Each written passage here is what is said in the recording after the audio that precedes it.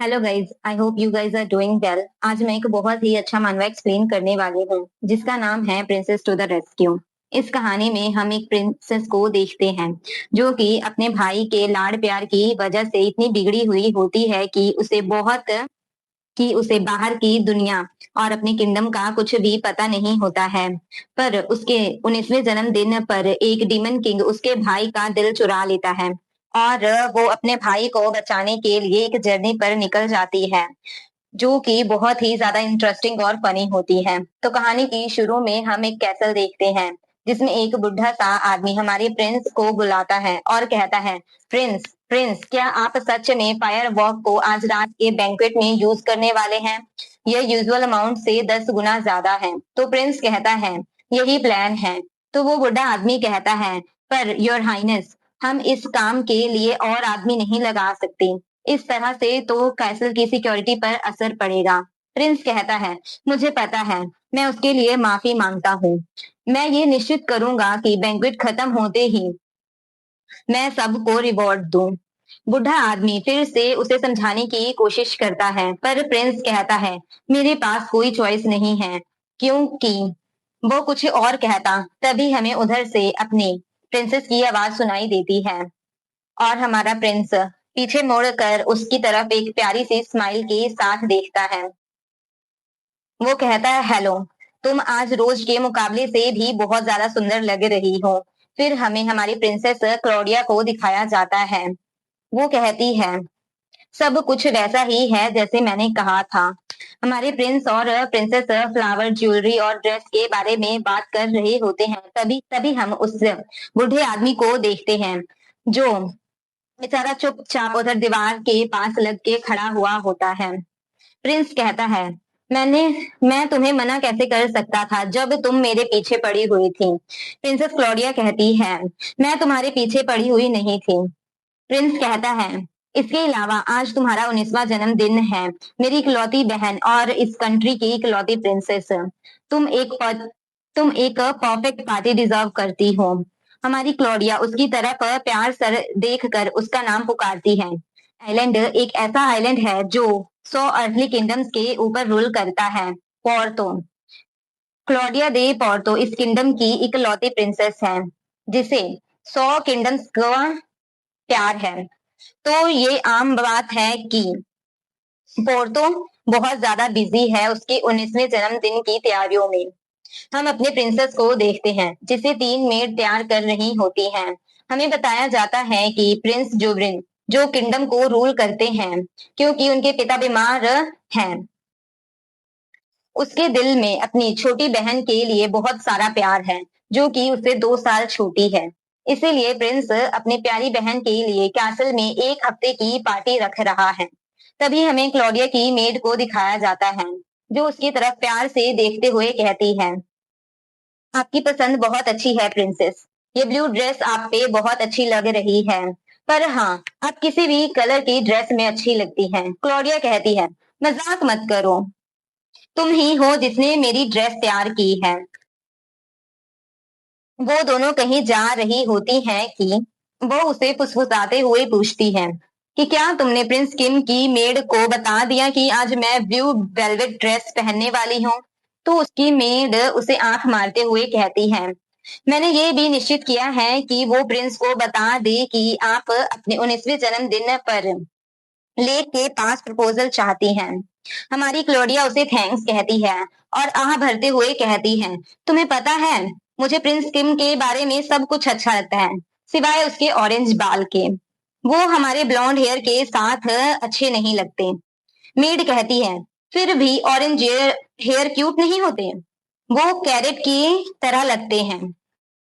वो आपके भाई जितना हैंडसम नहीं है, पर फिर भी वो देखने में अच्छा लगता है। ऊपर से वो लंबा भी है। तभी हमें किसी के चलने की आवाज आती है। वो सर एल्फन है। पर क्लॉडिया की मेड अभी भी बात कर रही होती है कि आपकी हाइट को जो मैच करे ऐसा आदमी ढूंढना मुश्किल है। आपको किसी ऐसे की जरूरत है जो कम से कम सर एल्फन की हाइट के जितना हो। हमारी क्लॉडिया सर एल्फन को देखकर सर एल्फन को देखती है। सर एल्फन घुटने पर बैठ के क्लॉडिया को ग्रीट करते हैं। क्लॉडिया भी उन्हें ग्रीट करती है। एल्फन कहता है कि मुझे आप एल्फन कहता है कि मुझे उम्मीद है कि आपकी शाम अच्छी होगी, और वह उसे ख्याल रखने का कहकर वहां से आगे निकल जाता है। क्लॉडिया की मेड उसे पीछे मुड़कर देखती हुई कहती है, ये ज्यादा पॉपुलर होता अगर ये थोड़ा और सोशल होता। कैसे कोई आदमी इतनी सुंदर प्रिंसेस को देखकर इतना ही कह के जा सकता है? तो क्लोडिया कहती है, वह हमेशा से ही शांत रहा है। मेड कहती है, मुझसे पूछो तो कुछ ज्यादा ही शांत है। आप उसके लिए कुछ ज्यादा ही नरम है, इसीलिए वो आपकी और उनकी एंगेजमेंट वो अभी अपनी बात पूरी भी नहीं कर पाती। तभी क्लोडिया उसको क्लोल्ड वॉइस में कहती, नोवा।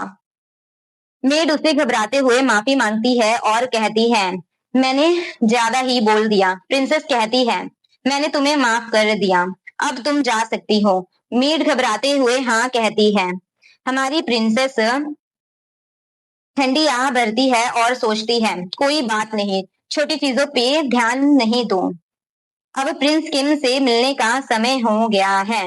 तभी हमें प्रिंस किम को दिखाया जाता है, जो ग्रीन कलर के कपड़े पहन के आया हुआ था, और हमारी प्रिंसेस क्लॉडिया के परफेक्ट प्लान की ऐसी तैसी हो जाती है। उसे देख के क्लॉडिया सदमे में चली जाती है, और फिर भी उसे एक फेक स्माइल देते हुए सोचती है, सच में ग्रीन सूट। मैंने सोचा था कि मैंने इसके पास ड्रेस कलर के बारे में खबर भिजवा दी थी। अंदर से वह चिल्ला रही होती है कि ये मेरे ड्रेस के साथ मैच नहीं हो रहा, मेरा परफेक्ट पार्टी खराब हो चुका है। तभी प्रिंस किम उसकी तरफ देख के उसका नाम पुकारता है, और उसे रियलाइज होता है कि उसने उसका नाम कुछ ज्यादा ही कैजुअली ले लिया है। तो वह झुक कर उससे माफी मांगता हुआ कहता है, मुझे आपका नाम ऐसे नहीं लेना चाहिए था। ये बहुत ही बड़ी गलती है कि मैं एक नॉबल वुमन का नाम ऐसे ले रहा हूँ। ये मेरे ये मेरा गौरव ये मेरे लिए एक गौरव की बात है कि मैं आपको देख रहा हूँ, क्लॉडिया दे पोर्तो। मैं आपकी खूबसूरती में अपने मैनर्स को भूल गया था, प्लीज मुझे माफ कर दो। प्रिंसेस हंसते हुए कहती है, मैंने तुम्हें माफ कर दिया। वो उसके हाथ में हाथ देते हुए कहती है, क्या हम एक वॉक पर चलें? प्रिंस किम कहता है, मुझे भी अच्छा लगेगा। क्लॉडिया अपने मन में कहती है, मुझे यकीन है जब हमारी शादी हो जाएगी तो हम इसको याद करके हंसेंगे। कोई बात नहीं। वो अपने आप को तसल्ली दे रही होती है। वो लोग ऐसे ही बात कर रहे होते हैं कि प्रिंस किम उसे कहता है, क्लॉडिया दे पोर्तो।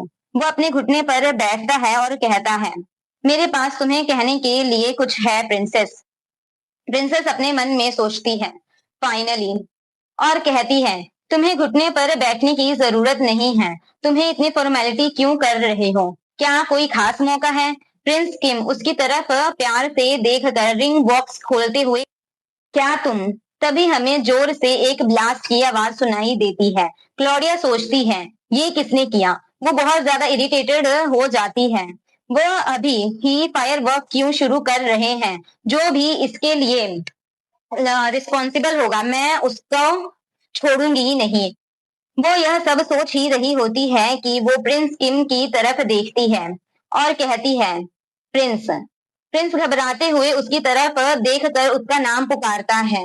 फिर प्रिंसेस सोचती है कि मेरा भाई ने 10 गुना फायरवर्क का आयोजन किया है, पर वह इतना बड़ा भी नहीं होगा कि मुझे इसका ये एक्सप्रेशन देखना पड़ रहा है। तभी वह पीछे मुड़ती है, तो हम देखते हैं कि कैसल चल रहा होता है। अब इसका परफेक्ट डे होने वाला था, पर यह एक कंप्लीट डिजास्टर बन चुका हुआ है। ओके, आज के लिए इतना ही। एक चैप्टर कंप्लीट हो गया है, आगे के चैप्टर्स बाद में आएंगे। Good bye.